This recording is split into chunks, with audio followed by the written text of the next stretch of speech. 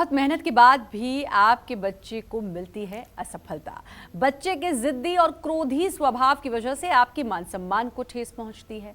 आपका बच्चा कमजोर आत्मविश्वास की वजह से हर जगह परेशान रहता है। तो ऐसे में कौन सा रुद्राक्ष आपकी और आपके बच्चे की हर परेशानी को करेगा दूर? आइए जानते हैं पंडित जी से। ये बहुत सारे पेरेंट्स की परेशानी होती है। बच्चा हठी है, कहीं भी हट कर ली, कहीं भी जिद कर ली, और कई बार पेरेंट्स बहुत ऑकवर्ड और बहुत बुरा फील करते हैं सबके सामने। क्या करें? बच्चे को असफलता भी ना मिले, वो भी परेशान ना हो, माता पिता भी परेशान ना हो। देखो, एक बात तो श्रद्धा बड़ी विनम्रतापूर्वक कहना चाहूँगा, इसका कुछ गलत अर्थ लोग ना लगाएं। बच्चा जो कुछ भी होता है वो हमारा प्रतिबिंब होता है। ये बात अलग है कि हम सारे अवगुण बच्चे में देखते हैं, मुझे अपने अंदर अवगुण नहीं दिखाई देता है, लेकिन बच्चा जो होता है वो हमारा प्रतिबिंब होता है।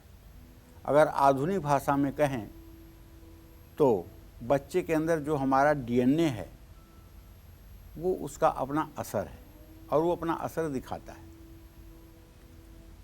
चलिए, अगर आपको संतान की प्राप्ति हो गई है, आपका बच्चा अच्छा बुरा हो गया है, तो कोई बात नहीं, देखा जाएगा, उसका उपाय किया जाएगा।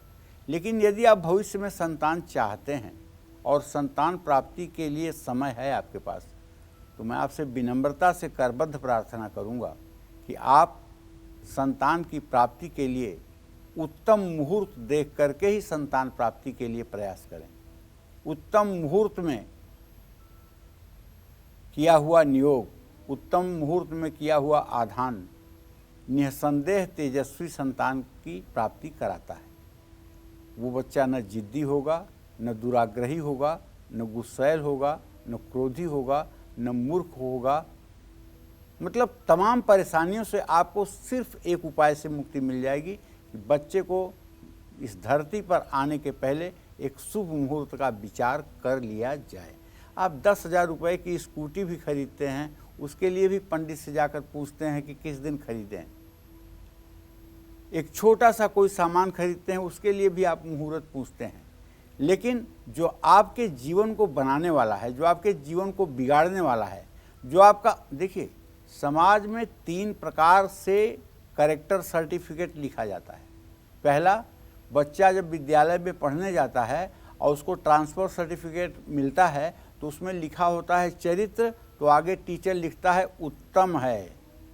टीचर कभी नहीं लिखता है कि इसका चरित्र खराब है, चाहे उसने मार करके किसी का सर भी फोड़ दिया हो, तब भी अध्यापक इतने दयालु होते हैं को लिखेंगे चरित्र उत्तम है।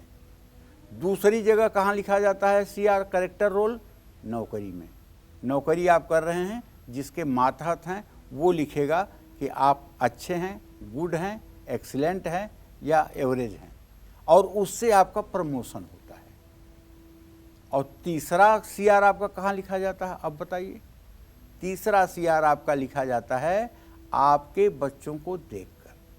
चाहे आप शराब पीते हैं और चाहे आप जुआ खेलते हैं, लेकिन आपका बेटा अगर आईएएस हो गया तो लोग कहेंगे वाह, उसका पुण्य है, बड़ा निर्छल आदमी था, बड़ा दानी आदमी था, देखो आज उसका बच्चा कितनी बुलंदी पर चला गया।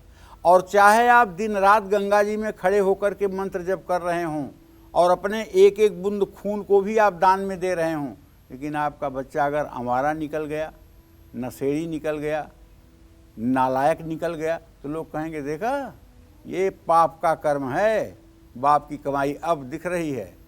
चाहे आपका कर्म कुछ भी हो, इससे मतलब नहीं, बच्चे को देखकर आपका सीआर लिखा जा रहा है। तो भैया, जो आपका सीआर लिखवा रहा है उसके आने के लिए एक शुभ मुहूर्त तो पूछ लो मेरे कहने से। तो अगर आप पूछोगे तो रुद्राक्ष भी काम करेगा। जो बच्चे पढ़ाई में मन नहीं लगा रहे हैं उनको 2 मुखी रुद्राक्ष धारण जरूर करना चाहिए।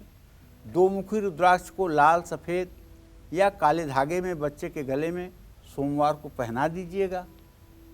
और जो बच्चे याद किया हुआ भूल जाते हैं और इसलिए परीक्षा अच्छा नहीं कर पाते हैं, उनको हरे रंग के धागे में गणेश रुद्राक्ष पहनाइएगा और साथ ही किसी आयुर्वेदिक चिकित्सक से मिल करके एडवाइस लेकर के ब्राह्मी वटी का सेवन करवाइएगा सुबह शाम।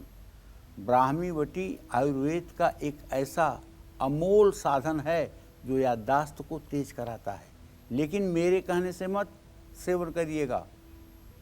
किसी आयुर्वेद के चिकित्सक से परामर्श ले लीजिएगा।